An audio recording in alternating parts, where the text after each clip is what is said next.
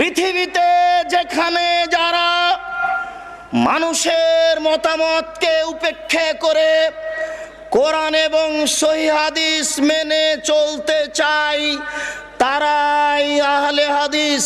পৃথিবীতে যেখানে যারা মানুষের মতামতকে উপেক্ষা করে কোরআন এবং সহিহ হাদিস মেনে চলতে চায় তারাই আহলে হাদিস।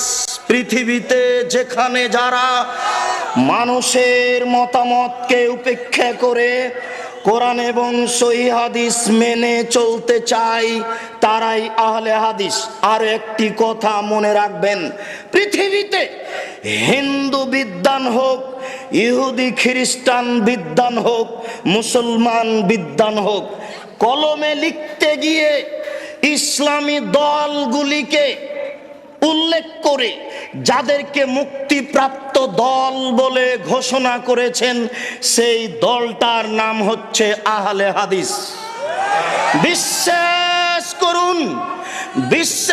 করুন আমার এই ভাঙাচুরা বিদ্যায়, আমার এই টুটা ফাটা বিদ্যায় আমার জানা নাই পৃথিবীর কোন হিন্দু বিদ্বান, পৃথিবীর কোন খ্রিস্টান বিদ্বান, পৃথিবীর কোন ইহুদি বিদ্বান, পৃথিবীর কোন মুসলমান বিদ্বান, লাখো ইসলামী দল আছে, আহলে হাদিস ব্যতীত আর কোন দলকে মুক্তিপ্রাপ্ত দল বলে কলমে ধরেছে এটা আমার জানা নেই। অতএব কথাটা আপনি আবারও বিবেচনা করে ভেবে দেখুন, পৃথিবীতে কোন বিদ্বান কোন ইসলামী দলকে মুক্তিপ্রাপ্ত দল বলে কলমে উল্লেখ করেছে এটা আমার ভাঙাচুরা বিদ্যায় জানা নেই। শুধুমাত্র একটি দলকে মুক্তিপ্রাপ্ত দল বলে ঘোষণা করেছে, সেটাই হচ্ছে আহলুল হাদিস। পৃথিবীতে যারা মানুষের মতামতকে উপেক্ষা করে কোরআন এবং সহিহ হাদিস মেনে চলতে চায় তারাই আহলে হাদিস। বিশ্বাস রাখুন আপনি, এই সহিহ হাদিস বলি এই জন্য ভালো মন্দ দুটাই একাকার হয়ে আছে। সৌদি আরব থেকে ইসলাম বের হয়ে ইরাকে ঢুকেছে, ইরাক থেকে বের হয়ে ইরানে গেছে, ইরান থেকে বের হয়ে পাক ভারতে এসেছে। আস্তে আস্তে ইসলাম উল্টে গেছে। উল্টে যাওয়া ইসলাম, উল্টে যাওয়া মানুষের হাতে থেকেছে 750 বছর। ওরা চলে গেলে যাদের হাতে থেকেছে তাদের নাম ইংরেজ। ওদের দালাল ছিল শিয়া, ওদের দালাল ছিল কাদিয়ানি, ওদের দালাল ছিল অমুসলিম, আরো কিছু লোক দালাল ছিল, তা এখন আর বলছি না। ওরাই তাদের বলেছিল যে আপনাদের জানি শত্রু ওরা যারা বুকে হাত বাঁধে, আপনাদের জানি শত্রু ওরা যারা জোরে আমিন বলে। তাই তারা শহরে খুঁজছিল কোথায় তারা। তাই আমাদের বাড়ি শহরে হয়নি, মসজিদেও হয়নি। শহর ছেড়ে পালিয়ে গিয়ে ওই বাগমারায় আশ্রয় নিয়েছি। বাগমারায় গাড়ি তো যায় না, গরুর গাড়িও যায় না, গরুর গাড়ি তো যায় না, পায়ে হেঁটেও যাওয়া যায় না। ইংরেজ যেন আমাকে খুঁজে না পাই, আমি ওখানে গিয়ে আশ্রয় নিয়েছি। মনে রাখবেন, আমি মুনাফিকি করতে রাজি নই। আপনার এই কাজ দেখলে আমার খুব কষ্ট হয়। ওই মিথ্যুক আপনার বুকের ওপরে মিথ্যা তাফসীর করে যায়, সে আপনার কাছে আশ্রয় পায়। আপনি জানেন না আপনার পরিচয়। আপনি সেই মানুষ, যেই মানুষটা বলেছিল ফাঁসির মঞ্চে উঠে যেতে রাজি আছি, নিচে হাত বাঁধবো না। আপনি ওই সেই মানুষ, যেই মানুষ বলেছিলেন ফাঁসির মঞ্চে যেতে আছি, চুপে আমিন বলবো না। সেই মানুষ আজকে পরিবর্তন হয়ে গেলেন, ওটাও ভালো হয়ে গেল। এটা হয় না।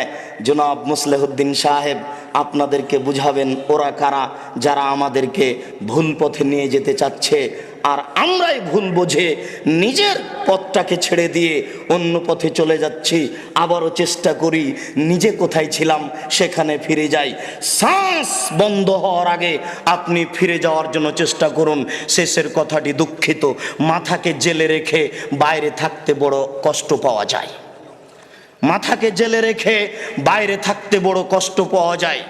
এই দেশের 5 ভাষার সমমানের পণ্ডিত, বাংলা, ইংরেজি, আরবি, উর্দু, ফার্সি 5 ভাষার সমমানের পণ্ডিত মোহতারাম আমিরে জামাত ডক্টর আসাদুল্লাহ আল গালেব, আপনাদের আমি বিনীত অনুরোধ করে বলছি, দেশের সরকারের বা জারি ভুল বুঝাবুঝিতে যা হয়েছে, আপনারা অন্তর থেকে আল্লাহর দরবারে খালেসভাবে দোয়া করো। প্রতিপালক তোমার কাছে চাচ্ছে এর সুন্দর ফয়সালা। তুমি যেদিন তাকে মুক্তি বলে ঘোষণা করবে, সেদিন পৃথিবীর কোনো মানুষ তাকে আর ভিতরে রাখতে পারবে না।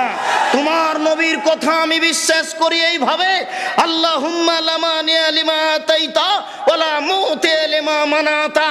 তুমি যদি কাউকে কিছু দিতে চাও, কেউ ঠেকাতে পারে না। তুমি যদি কাউকে দিতে না চাও কিছু, তাহলে কেউ দিতে পারে না। অন্তর থেকে তার জন্য দোয়া করি, আল্লাহ যেন আবারও তাকে এই মাঠে নিয়ে এসে কোরআন এবং সহিহ হাদিসের দুর্বার গতিতে খিদমতের সুযোগ দেন। আল্লাহুম্মা আমিন। সত্যিকারই তিনি একজন দিনের বড় খাদেম। আমরা বাহ্যিকভাবে এবং আন্তরিকভাবে পাশে থেকে যা বুঝেছি, আপনাদেরকেও সেভাবে বুঝে সেভাবে অন্তর থেকে দোয়া করার জন্য বিনীত অনুরোধ করছি। সহিহ হাদিস মেনে আকীদা সংশোধন করে বাকি জীবন বেঁচে থাকার চেষ্টা করুন।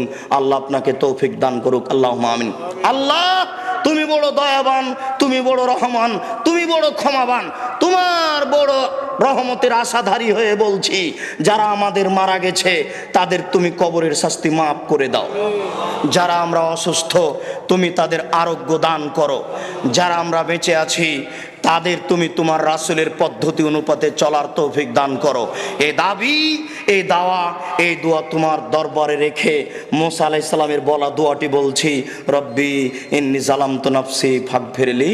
প্রতিপালক, নিজের প্রতি অন্যায় করেছি, ভুল করেছি, তুমি একটু দয়া করো, ক্ষমা করো আমাদের, ক্ষমা করো আমাকে। রব্বি জাআলনি মুকিমাস সালাহ ওয়া মিন যুররিয়াতি রব্বানা ওয়া তাকাব্বাল দুআই। প্রতিপালক, আমাকে আমাদেরকে নামাজি করো, আমাদের দোয়া কবুল করো, আমাদের রক্ষা করো কিয়ামতের মাঠে।